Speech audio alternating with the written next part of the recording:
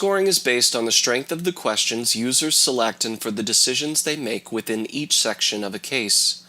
Users earn points for reflective questions and decisions, and lose points for rejected ones. Some questions and decisions are acceptable, and users do not earn or lose points. Questions selected in the case history and collaborators sections are rejected for 4 reasons. First, it is important to use vocabulary that the listener understands. If you ask a mother if her child is hyperlexic, it would be rejected. Second, users will lose points for asking questions that are not applicable to the client. For example, you would not ask adult clients if they met all their developmental milestones. Third, it is important to avoid asking redundant questions. For example, asking a client if she has had any previous therapy and also asking if she has received speech therapy services would receive the same response. It is okay to ask one of the questions, but not both. Finally, users will lose points for selecting questions that are insensitive. For example, you would not ask a parent if she thinks that she caused her child to stutter.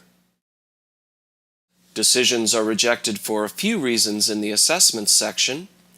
First, users lose points for selecting an assessment that is not age appropriate. For example, you would not administer the Self-5 to a preschooler. Users will also lose points for administering a redundant assessment. You would not administer the Self and choose to administer the OWLS to an adolescent.